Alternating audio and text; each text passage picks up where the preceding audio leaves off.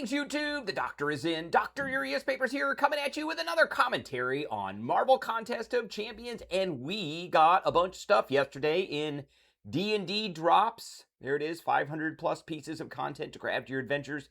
D&D Drops. We're getting these every Thursday. And the first Thursday, because today's Friday, the first Thursday of every month, we get a bunch of player options.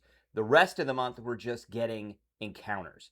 So we did get some new monsters. That's not really player options. That's DM monsters. So we got Ice Elemental, Magma Elemental, Mud Elemental, and the Smoke Elemental. We also got a bunch of new maps, and we got an encounter, drop-in encounter, Sandworm Convergence.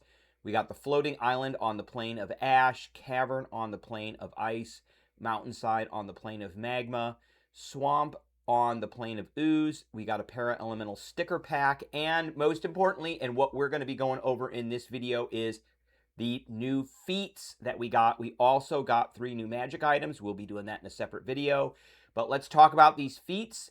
We're going to look at each one of them, kind of review them, categorize them, and then we're going to grade them. So let's look at this first one called Pack Fighting. So if you click on these, it'll come over and it'll say D&D Drops, D&D Beyond Drops, and this one is a fighting style. So you have to be able to get a fighting style to get this. So not every character is going to get this, but for example, fighters can get this.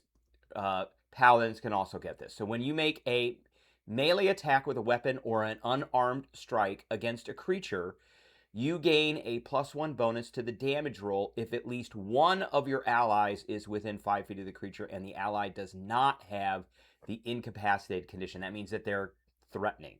If at least one ally within 5 feet of the creature also has this feat and doesn't have the incapacitated condition, the bonus increases to +2. So, as far as a grade goes, we're just going to put this right in the middle. It's easy to use. It is something that you're going to use probably every round of every combat. It is not integral to a build, and it is not going to change the scale or the balance of a fight whatsoever at all. It's not going to put things in favor of the PCs or the DM whatsoever at all. Statistically, it's just a nice +1, which is probably all it's going to be, unless you have a bunch of fighters or martial characters who are going to all take it, and then everybody's just going to get a +2 to damage. So, I mean, on average, combats last 3 or 4 rounds, so it's either going to be another 4 points of damage, or depending on what level you are, maybe more, maybe 8 points of damage, to somewhere around 16 points of damage. Not a big impact whatsoever at all. All right, so that's that one. Let's look at the next one, and let's take our great arrow away, and we're going to be looking at Prone Fighting. This is another fighting style, so again, the martial characters are the ones that are probably going to be getting this. So, and it says fighting style feature is the prerequisite. While you have the prone condition, you do not have disadvantage due to the prone condition, which is normally what you get. So here's prone. Let's look at prone. There it is right there. Your movement options are to crawl or to spend an amount of movement equal to half your speed to right yourself, and thereby end the condition. Your speed is 0, and you can't, if your speed is 0, you can't right yourself. And attacks affected, you have disadvantage on attack rolls, and an attack roll against you has advantage if the attacker is within 5 feet of you. Otherwise, the attack is disadvantaged. So, you do not have disadvantage due to the prone condition on your attack rolls, and the prone condition does not grant advantage on attack rolls made against you. Okay, so let's talk about this. What grade are we going to give this? Again, this one's right in the middle. We're going to say C+, just like the last one. It is not something you're going to use every combat. It is easy to use once you get to use it. It's not something you're going to use every combat. It is not integral to a build, and it's really not going to change. We're actually going to move this down to C-. It's really not going to change the outcome of a fight. It's very conditional. I would, recount in your mind how many combats you had where you, one of the players, went prone. Just recount that. And if that was a problem or not. Because standing up from prone in D&D 5e is not as much of a problem as it is in like Pathfinder. Pathfinder, if you stand up from prone, you're going to get hit. It triggers a reactive strike or attack of opportunity. But in D&D 5e, 5.5, it does not. So I would say because of the situationalness of this, that's a word that we can use. It is just not going to be used as frequently as we think. So we are going to give it a C-. All right. Next feat, shifting combatant. And so this is a general feat, but you have to have the weapon mastery feature and you have to be 4th level. So again, this is mainly going to be for martial characters, which according to the ability score bump, that's probably what you want to put it with anyway. So you get a +1 to your strength or dex to a maximum of 20. That's good. We have Domino Strike. When you hit a creature with a weapon and activate the push mastery. So now I like this part of this, that they are now putting feats in that synergize with the weapon masteries. Because this is, as far as I know, this is the first one. If you can think of any others, put it in the comments below. Let me know, because I'd be interested to see which ones. But I think Domino Strike is the first one.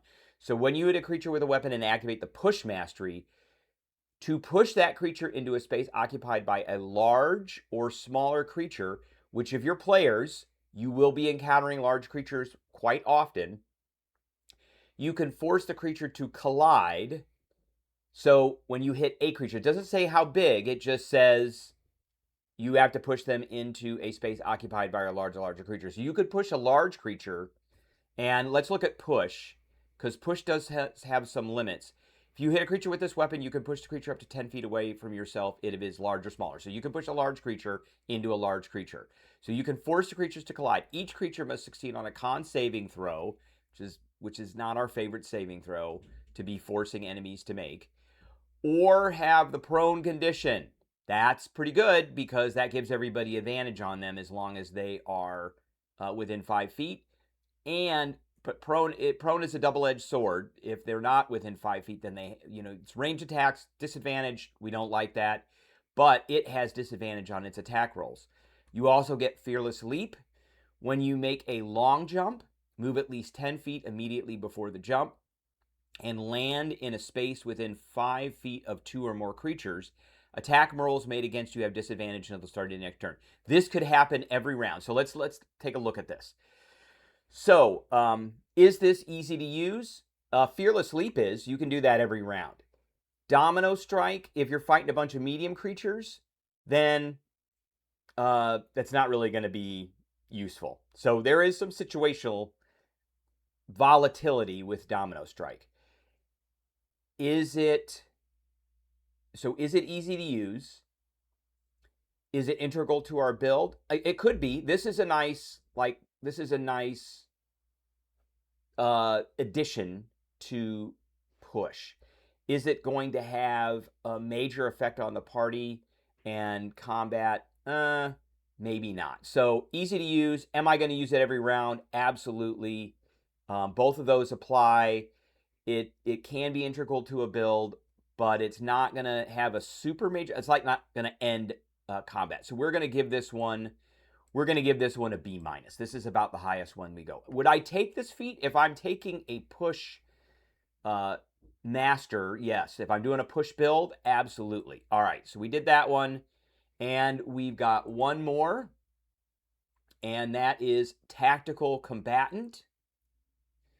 So let's take a look here. It is another general feat. So we got 2 fighting styles and 2 general feats. So here it is, general prerequisites. You got to be 4th level, and you have to have a strength or dex of 13 or better. So again, this is probably for martial characters. So you get a bump to your strength and dex. That's good. When you hit a creature with a weapon, you gain temporary hit points equal to the total number rolled on the weapon's damage dice. Once you use this benefit, you can't use it again until you roll initiative or finish a short or long rest. So essentially, you're going to be getting a smidgen.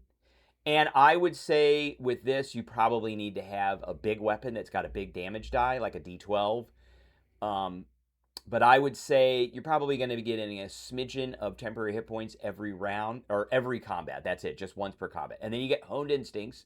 When you fail an ability check, you can roll a d6 and add the number rolled to the ability check, potentially turning it into a success. Once you use this benefit, you cannot use it again until you roll initiative or finish a short or long rest. Okay, that would be good for some grappling, perhaps, but it's once per combat. That's it. All right. So what do we think? Is this easy to use? Yeah, it's pretty easy to use. There's nothing that is gonna stop you from using it. Am I gonna use it every combat? I'm gonna use it once every combat, and that's it. Not every round. And is it gonna be integral to a build? No. No. And then is this going to change combat? No, not really. It's not gonna cause us to shift the balance of combat. So I'm going to give this one a C+. It's just right in the middle. So that is all of the new feats that we got. Let me get the arrow out of here. That is the new feats that we got. There are 2 fighting styles and 2 regular feats. I would like to see more of the kind of layering on top of some of the weapon masteries within feats. That's nice. Maybe we'll see more of that in the future. All right, if you have any comments, leave them below. Don't forget to hit that like and subscribe, and we will catch you later.